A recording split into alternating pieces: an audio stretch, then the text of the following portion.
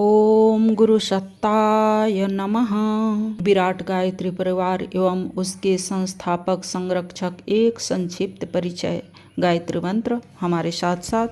ओम भूर्भुवः स्वः तत्सवितुर्वरेण्यं भर्गो देवस्य धीमहि धियो यो नः प्रचोदयात्। अपनी हिमालय की इस यात्रा से लौटने के बाद ब्रह्मवर्चस्व शोध संस्थान की थी, जहाँ विज्ञान और अध्यात्म के समन्वयात्मक प्रतिपादनों पर शोध कर एक नए धर्म, वैज्ञानिक धर्म के मूलभूत आधार रखे जाने थे।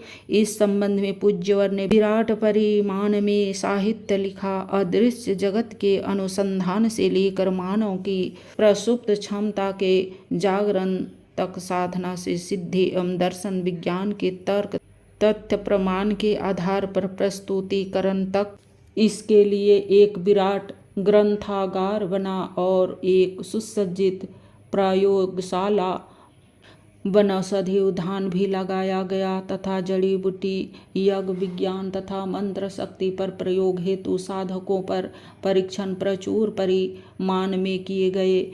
निष्कर्षों ने प्रमाणित किया कि ध्यान साधना, मंत्र चिकित्सा और यज्ञोपैथी एक विज्ञान सम्मत विधा है। गायत्री नगर क्रमशः एक तीर्थ संजीवनी विद्या के प्रशिक्षण का एकेडेमी का रूप लेता चला गया एवं जहाँ 9 दिन के साधना प्रधान एक माह के कार्यकर्ता निर्माण हेतु युग शिल्पी सत्र संपन्न होने लगे। कार्य क्षेत्र में विस्तार हुआ। स्थान स्थान पर शक्ति पीठें विनिर्मित हुई, जिनके निर्धारित क्रियाकलाप थे सुसंस्कारिता, आस्तिकता, संवर्धन एवं जन जागृति के केंद्र बनना। ऐसे केंद्र जो 1980 में बनना आरंभ हुए थे, प्रज्ञा संस्थान, शक्ति पीठ, प्रज्ञा मंडल, स्वाध्याय मंडल के रूप में पूरे देश और विश्व में फैलते चले गए। 76 देशों में गायत्री परिवार की शाखाएं फैल गई। 4600 से अधिक भारत में निज के भवन वाले संस्थान विनिर्मित हो गए।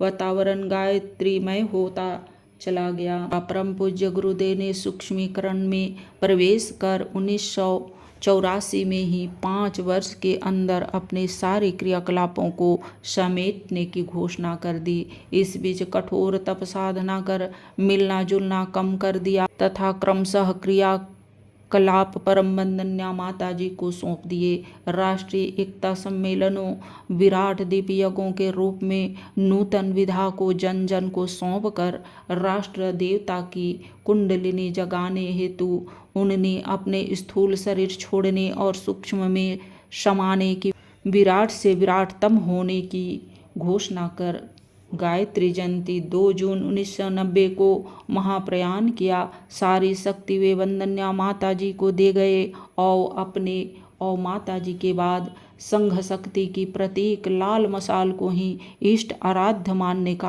आदेश देकर ब्रह्म बीज से विकसित ब्रह्म कमल की सुवास को देव संस्कृति दिग्विजय अभियान के रूप में आरंभ करने का माता जी को निर्देश दे गए।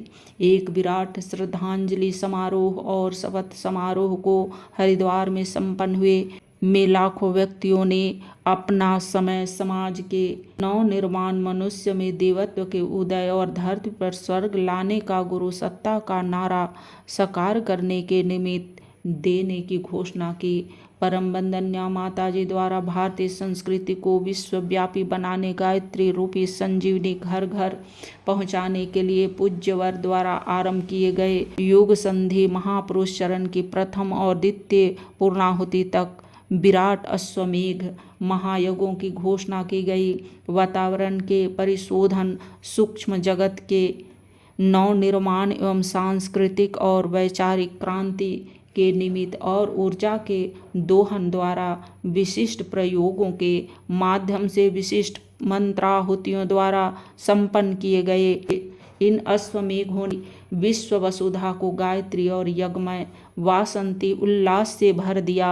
स्वयं परम वंदन्या माता जी ने अपनी पूर्व घोषणानुसार 4 वर्ष तक परिजनों का मार्गदर्शन कर 16 यज्ञों का संचालन स्थूल शरीर से किया और फिर भाद्रपद पूर्णिमा 19 सितंबर 1994 महालय श्रद्धारंभ वाली पुण्य वेला में अपने आराध्य के साथ एकाकार हो गई।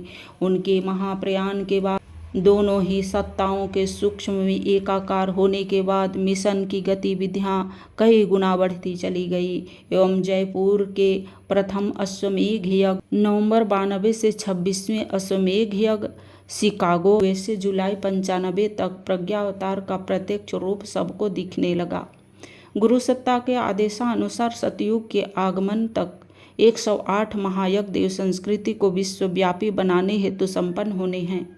युग संधि महापुरुष चरण की अंतिम पूर्णाहुति उसी के बाद होगी। प्रथम पूर्णाहुति नवंबर 1995 में कार्तिक पूर्णिमा के अवसर पर युग पुरुष पूज्यवर की जन्मभूमि आवलखेड़ा में मनाई जा रही है। उनके द्वारा लिखे गए समग्र साहित्य के वाङ्मय का जो स्तर खंडों में फैला है, विमोचन भी यही संपन्न हो रहा है। विनम्रता एवं ब्राह्मणत्व की कसौटी पर खरे उतरने वाले प्रज्ञापुत्र ही उनके उत्तराधिकारी कहे जाएंगे। यह गुरुसत्ता का उद्घोष था एवं इस क्षेत्र में बढ़ चढ़कर आदर्शवादी प्रतिस्पर्धा करने वाले अनेकानेक परिजन अब अनेक सपनों को साकार करने आगे आ रहे हैं। हम बदलेंगे युग बदलेंगे का उद्घोष दिग दिगंत तक फैल रहा है एवं 21वीं सदी उज्जवल भविष्य सतयुग की वापसी का स्वप्न साकार होता चला जा रहा है। यह स्पष्ट दिखाई दे रहा है। आज की वीडियो में इतना ही। लाइक, सब्सक्राइब और शेयर करें। धन्यवाद। ओम शांति।